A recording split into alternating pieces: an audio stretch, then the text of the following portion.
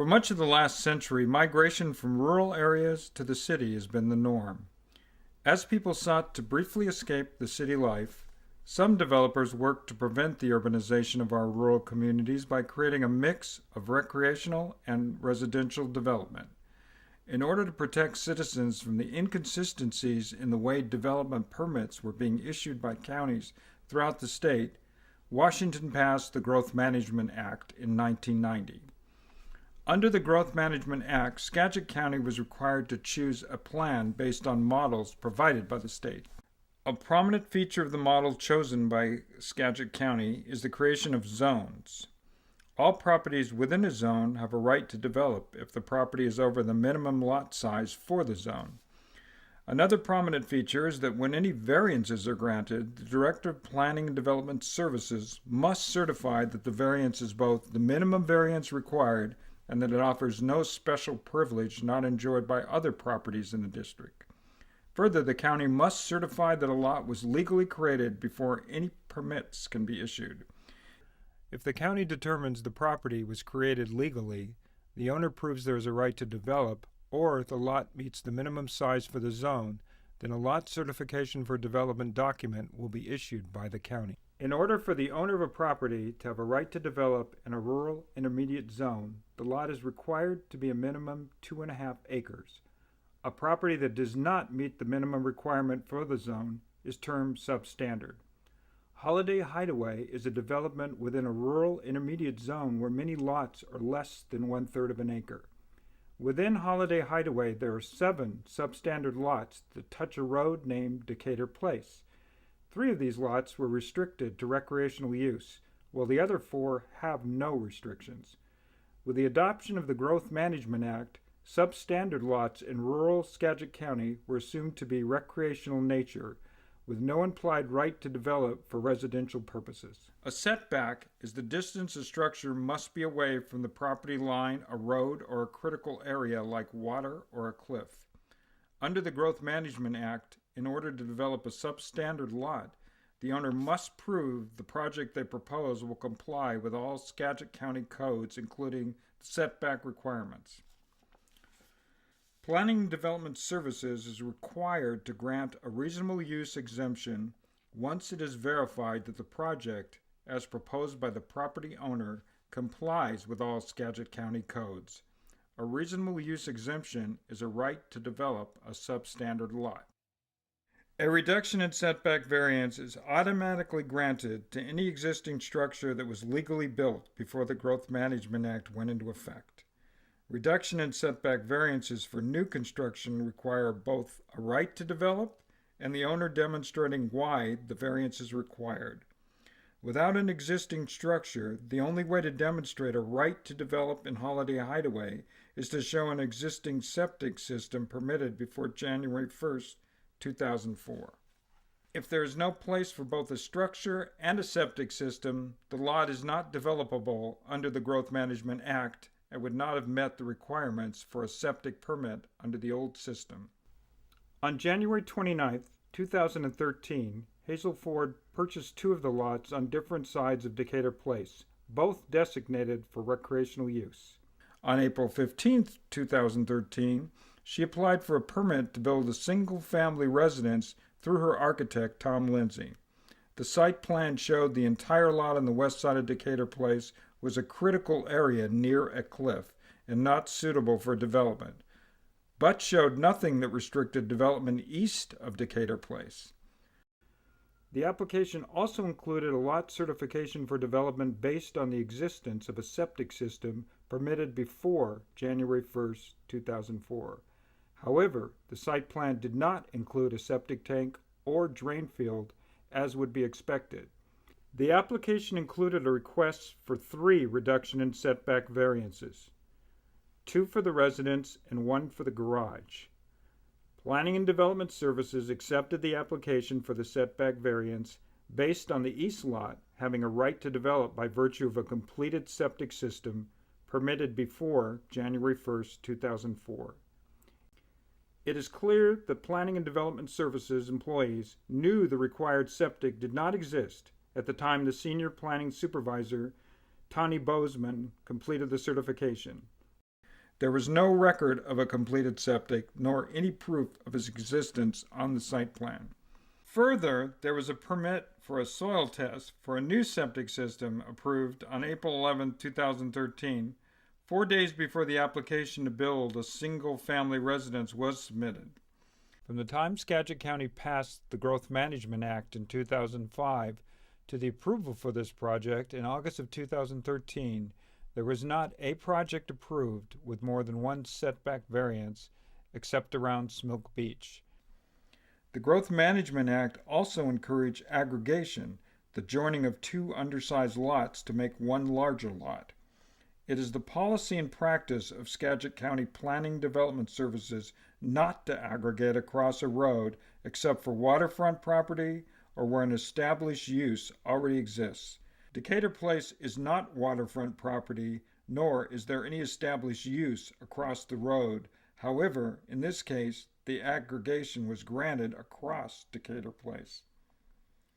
In June of 2013, people owning property within 300 feet of the project were notified of the proposed development. There are 6 different parties who own property connected to the lots Hazel Ford wants to develop. 3 of them wrote letters to Planning Development Services expressing their concern about this project. A 4th letter of concern came from a property owner on Decatur Place. One of these letters to Senior Planner Grace Roeder included the observation that there was no septic on either lot. Only the applicant, or people that commented, were allowed to appeal the decision of Planning and Development Services to the Office of the Hearing Examiner. Before appealing, retired Commissioner Sharon Dillon arranged a meeting between the appellants and the Director of Planning and Development Services, Dale Pernula. Director Pernula advised the appellants that he saw nothing unusual about the aggregation, the multiple reductions in setback variances, or the lot certification for development based on the septic he was aware never existed. The hearing examiner pro tem, William Nielsen, determined that the lot certification for development was an error and forced Planning and Development Services to correct it, but left the reduction in setback variances application and the aggregation unaddressed. Planning and Development Services returned with a reasonable use exception. Even though there was no demonstration by the applicant that the project complied with the growth management's setback restrictions, as is required to receive a reasonable use exception. The reasonable use exception was then appealed to the hearing examiner. The hearing examiner eventually approved the reduction in setback variances, the reasonable use exception, and the aggregations. The hearing examiner decided that it was beyond the scope of the appeal to determine if the hearing examiner or Planning and Development Services was required to abide by the development agreement. The only people allowed to appeal a hearing examiner decision are the applicant and the appellant. That appeal is to the Board of County Commissioners. An appeal to the Board of County Commissioners is a closed record process. This means no further evidence and no new testimony is allowed. The board has 3 options: approve the hearing examiner decision, reject it and write their own decision, or send it back for further review. They chose to send it back for further review. The Board of County Commissioners brought up the same concerns the appellant had in terms of the setbacks, the aggregation, the lack of certification by the director, and the development agreement. They allowed new evidence on issues related to development agreements in general, and this one in particular. The hearing examiner created a pre-hearing order based on the Board of County Commissioners resolution. But when the hearing occurred, the format was not followed. New evidence not permitted either by the pre-hearing order or the Board of County Commissioners resolution was admitted. The hearing examiner clearly did not address the issues directed to him by the Board of County Commissioners. What I'm curious about is, how did we get here? Because I'm not at all comfortable that Mr. Butler talked the commissioners into sending this back for remand on the issues that were presented in the resolution. So I'm trying to figure out, did the department ask the commissioners to do this? I doubt since I ruled in favor of the department, I doubt. I do have just one, I just have one question for clarification Sure. for my own self. So essentially, you have accepted everything that has come in from Mr. Butler, from Mr. Mosier, from Mr. Lindsay. You have essentially accepted everything, be it new, and I'll say that in quotes, or just simply reiterating what we may have already received. Is that a correct statement? That's totally accurate and probably a much better phrased statement of my ruling I just to this want- point. I That just does wanted not to- include your December, the smalls, Okay, and December that's just a 19th. summary. I want to make that clear, that the memo dated today, January 7, 2015, is simply a summary of the complete staff report that is dated November 7, 2014. Right. I just Right. want to make that So clear. Okay. If you, But I if just you wanted wish to to, I wanted to be certain, and I wanted that on tape so that if Mr. Butler takes today's tape, that he clearly understands that everything has been accepted. that's absolutely correct. Okay. I And just since wanted to be he's sure not that here, that's- there's nothing he can do about it. That's right. This is what, the third time it's been in front of you? Yes. I don't think I An have- all-time record. I don't think that a presentation from me is going to add to your database of your knowledge or information about this case, especially with the new information coming in. I believe that you have every reason to affirm the department's decision in this regard. I'll leave it at that. That, for the record, that's what I thought I did the last time. The appellants asked two board members in person if the Board of County Commissioners intended to review the decision, or did the appellants need to file one more appeal. The attorney for Planning and Development Services advised the commissioner assisting the appellants that an appeal would be necessary. The appellants have already appealed to the Board of County Commissioners once. Can the board just send this back to the hearing examiner forever? The appellants do not believe that is what the law says. Do you? The Board of County Commissioners have set a hearing for 9:30 in the morning on April 7, 2015. Though this case is about development within a small neighborhood on Guimas Island called Holiday Hideaway, this case affects everyone who resides in Skagit County.